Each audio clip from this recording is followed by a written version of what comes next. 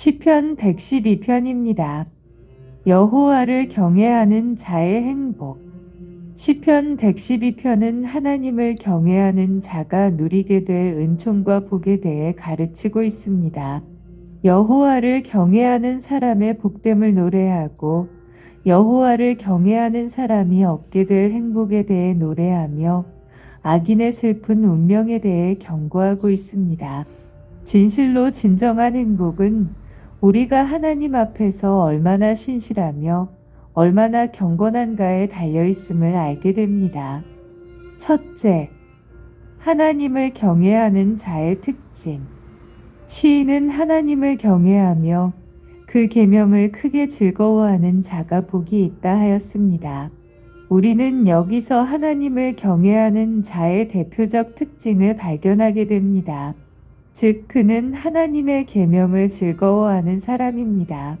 사실 대개의 사람들은 주의 계명을 멍해나 올무로 생각합니다. 그리고 주의 계명 지키는 것을 몹시 힘들어하고 귀찮아합니다. 그래서 이들은 대개가 세속적이고 세상적인 일들로부터 즐거움과 기쁨을 얻으려 노력합니다.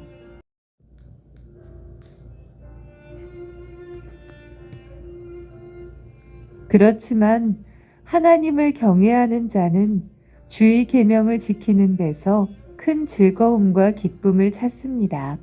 그리고 주의 법도를 그렇게 무겁다거나 힘들게 느끼지 않습니다. 그러기에 이런 자들은 주의 율례를 쫓느라 고난당하고 박해받아도 오히려 그 가운데서 찬양하고 감사할 줄 압니다. 그저 형식적으로 억지로 주의법을 지키는 것이 아니라 자발적으로 기쁨으로 감사함으로 주의 말씀을 따르는 것입니다. 그래서 여호와를 경외하는 자의 특징을 정의하면 주의 법도에 순종하되 마지 못해 하는 것이 아니라 즐거움으로 하는 자라고 할 수 있습니다. 바로 이런 자가 하나님을 경외하는 자입니다. 시인은 바로 이런 자가 세상에서 가장 복된 자요. 또한 영원한 축복에 참여할 자라 하였습니다. 둘째, 하나님을 경외하는 자의 성격. 그렇다면 하나님을 경외하는 자의 성격은 어떠한가요? 그의 성품은 한마디로 어질고 자비하고 의롭다고 할 수 있습니다. 그러기에 하나님을 경외하는 자는 시인의 표현대로 가난하고 어려운 자에게 은혜를 베풀고 꾸어주는 대인색하지 않습니다. 즉 하나님을 경외하는 자는 세상에 사는 동안 그가 하나님으로부터 받은 풍성한 물질을 이웃과 함께 나누며 함께 감사하고 함께 즐길 줄 압니다. 이런 자는 어리석은 부자 비유에 나오는 부자와 같이 그렇게 지독하게 인색하지 않고 독선적이지 않습니다. 그리고 자신이 가진 모든 물질의 참 주인이 자신이 아닌 하나님이심을 겸허히 인정할 줄 압니다. 이렇게 하나님을 경외하는 자는 어렵고 가난하며 소외된 이웃을 향해서는 어질고 자상하게 베풀기를 힘씁니다. 이는 곧 시 111편에 나타나는 여호와 하나님의 성품을 그대로 빼닮은 것입니다. 정녕 하나님을 경외하는 자는 하나님의 어질고 자비하며 긍휼하신 성품을 그대로 닮아가는 것입니다. 그러나 하나님을 경외하는 자의 또 다른 일면이 있습니다.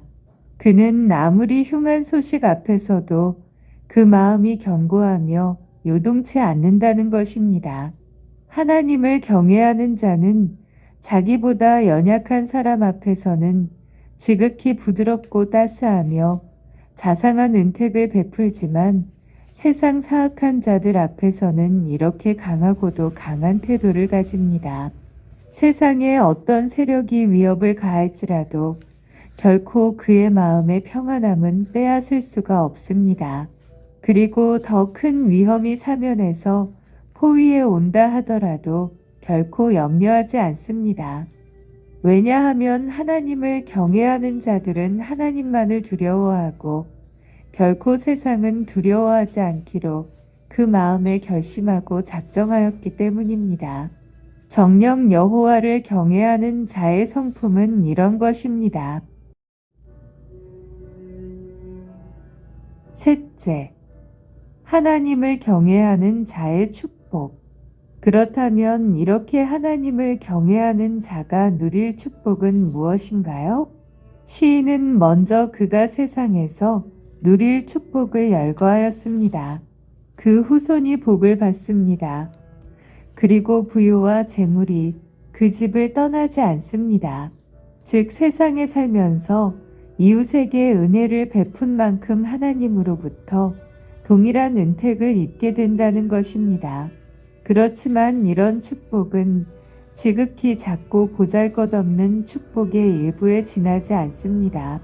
정녕 하나님을 경외하는 자가 받을 가장 크고 놀라운 축복은 하나님 앞에서 영원토록 기념이 된다는 사실입니다. 이는 하나님을 경외하는 자가 세상에서뿐만 아니라 하나님 앞에서 영원토록 그 이름이 사라지지 않고 기억될 것이라는 말입니다. 즉 하나님을 경외하는 자는 영원토록 하나님 앞에 서게 되는 상급과 축복을 누리게 된다는 것입니다. 이런 축복은 마지막 절에서 악인이 받을 형벌과는 좋은 대조를 이룹니다. 이렇게 하나님을 경외하는 자는 세상에서뿐 아니라 영원에 이르기까지 결코 소멸되지 않고 길이길이 보존되는 것입니다. 실로 세상 통치자 앞에서 그 이름이 기억되어도 영광스런 일일진데 하물며 만왕의 왕이신 하나님 앞에서 그 이름이 기억되니 이 얼마나 귀하고 복된 일인가요?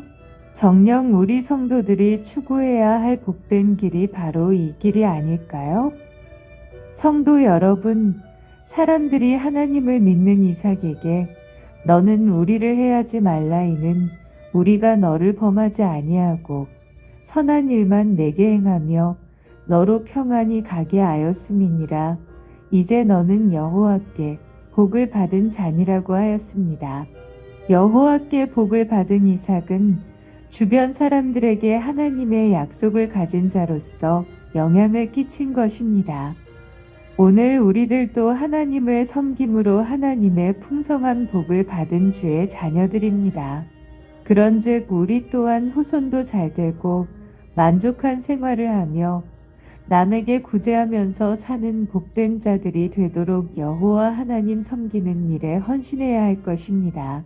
우리 몸의 주의 자녀된 흔적을 새기고 그것으로 주의 영광을 드러내는 성도들이 다 되기를 소망합니다. 아멘.